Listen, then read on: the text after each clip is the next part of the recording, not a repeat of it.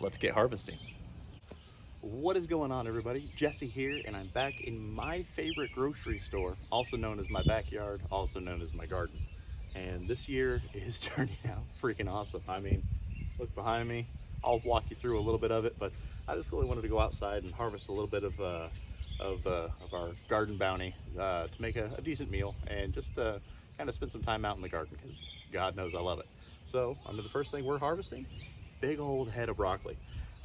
We planted, I believe, 26 of these broccoli plants, and they're doing great. I was kind of on the fence with using landscaping fabric, but I'm gonna tell you what, it works out really good. I don't weed anymore, period. And I'll use a little bit of my own fertilizer, and every couple weeks I'll fertilize really well per plant. And I believe at the end of the season I'll just roll it up. I'll tear out everything, and then I'll roll up the landscaping fabric, and then I'll do a nice heavy layer of mulch and wood chips and just replenish the soil, and then just roll it back out. If it works, great, because I like these results, and I'll show it to you here in a minute. But let's get this first head of broccoli out, and then we'll go from there. Ooh, boy. All right. Look at this thing. Oh yeah.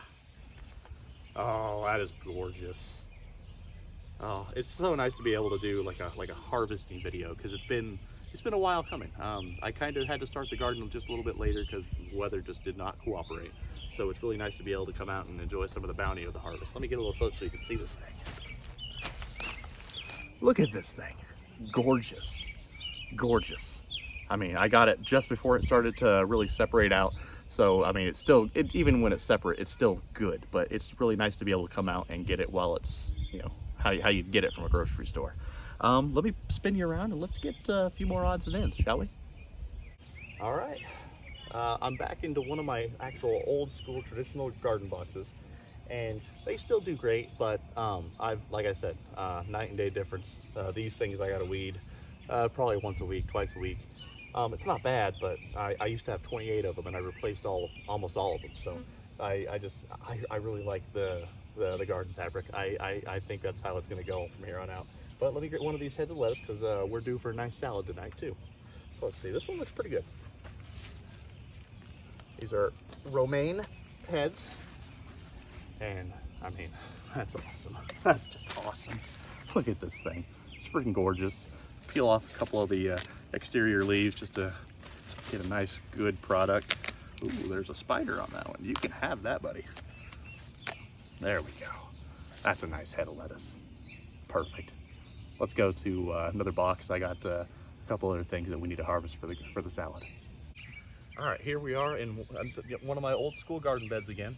This one's kind of like multi-purpose. I've got a lot of stuff going on in here. I've got lacinato kale. I've got some big old beets, some Michigan tobacco, some okra, and let's see, chamomile and Chinese forget-me-nots. Just kind of a smattering of everything. But I really wanted to get the most out of one of these boxes. So I kind of like doing it where you have multiple things growing. So it just gives color and just variety.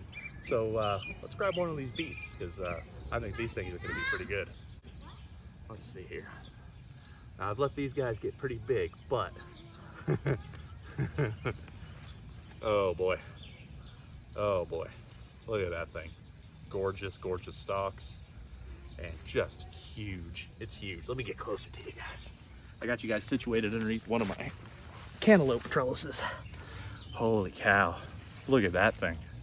This thing is great. Now when they get this big, I typically would say roast them, because that's kind of the only way to get them to not be woody. But all of these leaves, they're not going to waste. Well, maybe this one. Ooh, got some bug eggs on them. Don't want to eat those. But I'll saute up these greens. It'll be really good. I might even add it to the salad. And then, like I said, when they get this big for the beets, roasting is the way to go. So I'm gonna roast that and do something special with it.